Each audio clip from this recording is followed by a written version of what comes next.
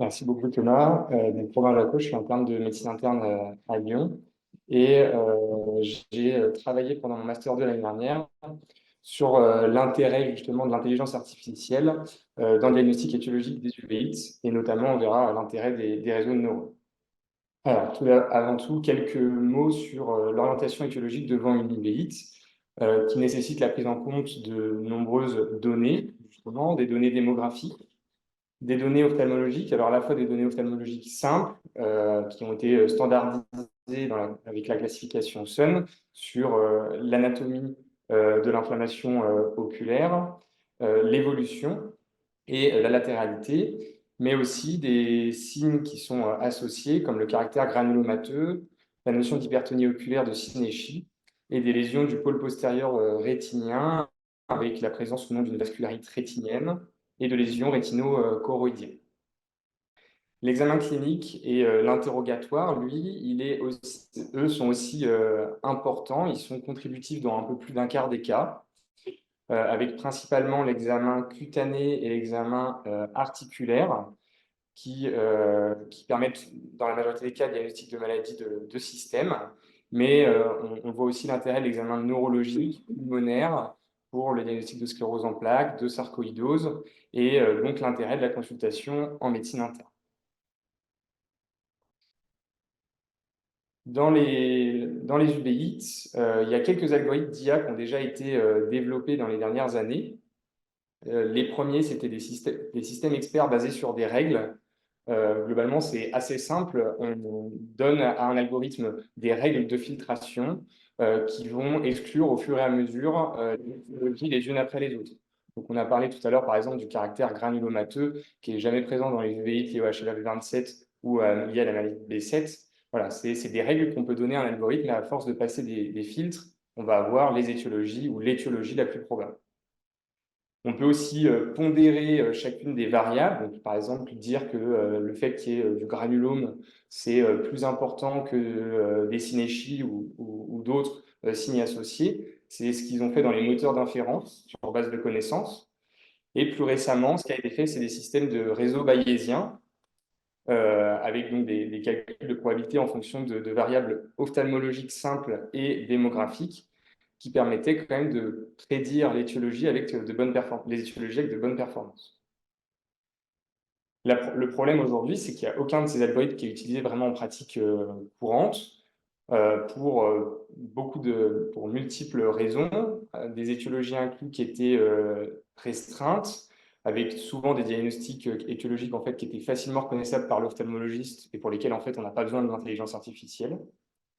Des données analysées qui incluaient souvent des données manquantes et surtout l'évaluation avec un seul algorithme qui avait été évalué sur une cohorte externe et aucune étude qui avait évalué de manière prospective l'utilisation de ces algorithmes versus la prise en charge standard actuelle. Donc c'est dans ce contexte qu'on s'est posé la question de la réalisation et de l'utilité d'un nouvel algorithme. Donc l'objectif, en fait, c'était d'évaluer la performance d'un nouvel algorithme pour le diagnostic des uveites pour lesquels les ophtalmologistes n'arrivaient pas à faire le diagnostic étiologique après un premier bilan. On a utilisé pour ça la base de données de la cohorte Lyon Uveites, qui a groupé un peu plus de 1200 patients qui avaient des uveites de cause indéterminée après un premier examen ophtalmologique. Et on l'a splitté en deux. Donc, comme l'a expliqué Thomas tout à l'heure, on a splitté en mettant 874 patients dans une base de données d'entraînement, où on donnait les variables et les données des patients à l'algorithme pour qu'il puisse s'entraîner. Et on l'a testé sur 375 patients. Les paramètres qu'on a étudiés, c'est les suivants. Il y en avait 109 au total. Des données démographiques simples, âge, ethnie, sexe, des signes ophtalmologiques à la fois simples, mais aussi des signes associés plus ou moins complexes du segment antérieur et du pôle postérieur au niveau de la rétine. Les examens, les signes extra-ophtalmologiques, l'examen clinique et l'anamnèse, les éléments d'anamnèse recueillis en consultation de médecine interne et quelques examens complémentaires qui sont les examens complémentaires recommandés devant toute uvéite, c'est-à-dire une sérologie syphilis, un quantiféron, une radiographie pulmonaire et une numération de formule sanguine.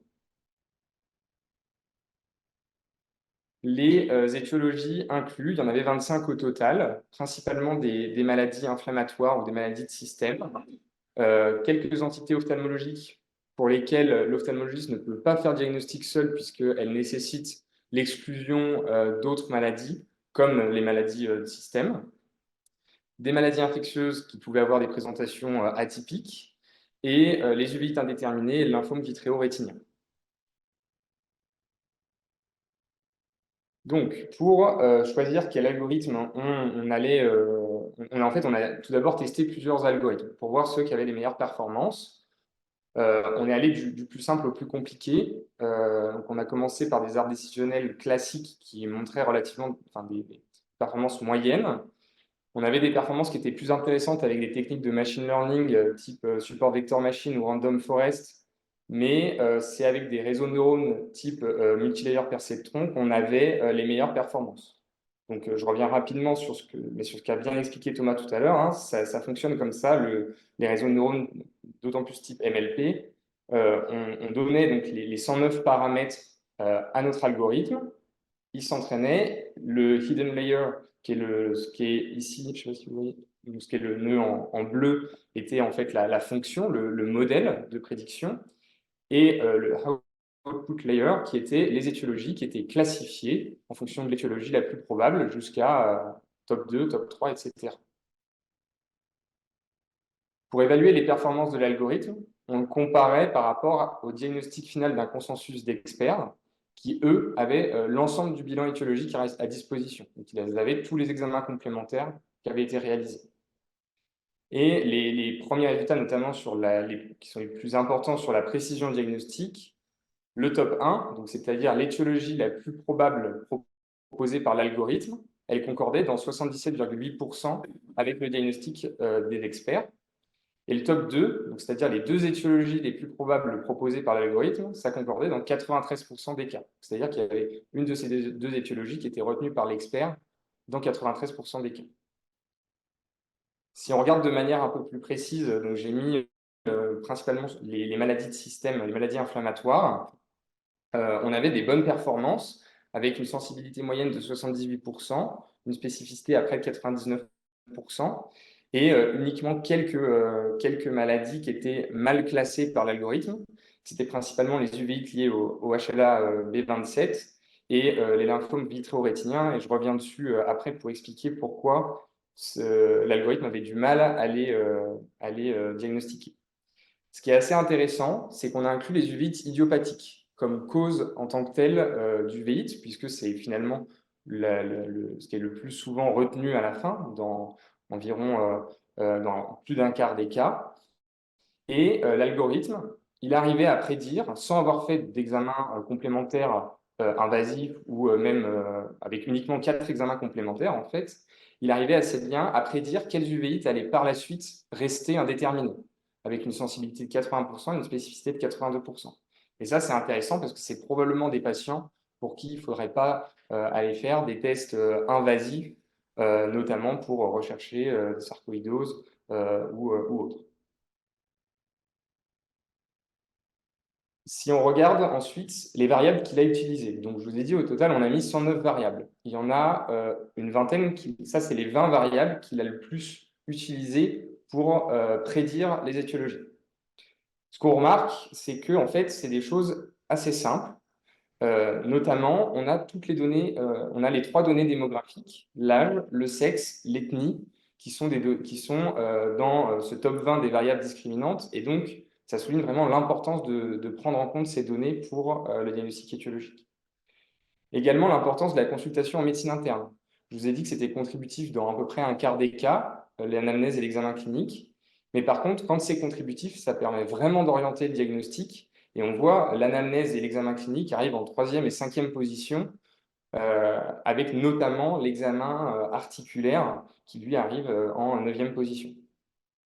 Et enfin, les données ophtalmologiques, c'est des données ophtalmologiques simples qui sont utilisées par l'algorithme.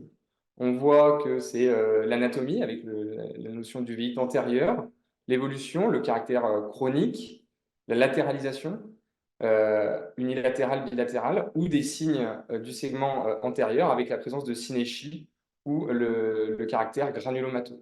Donc au final, des données ophtalmologiques simples qui sont facilement accessibles et compréhensibles partout. Donc ça, c'est la matrice de confusion de notre algorithme. Donc ici, on a les étiologies prédites. Ici, on a la véritable étiologie. Et ce que vous expliquait Thomas tout à l'heure, hein, on voit sur cette diagonale-là qui est encadrée en vert, c'est quand les étiologies étaient bien prédites et concordaient avec le diagnostic final. Si on regarde du coup ce qui sortait un petit peu ce qui était responsable en fait des mauvaises prédictions, c'était donc des 22,2% de mauvaises prédictions sur notre top 1. C'était presque tout le temps la même chose, c'était en fait des uveites indéterminés qui étaient mal classifiés, et l'algorithme il les confondait avec des uveites liées au HLA-B27, des sarcoïdoses oculaires et des lymphomes vitréo-rétiniens.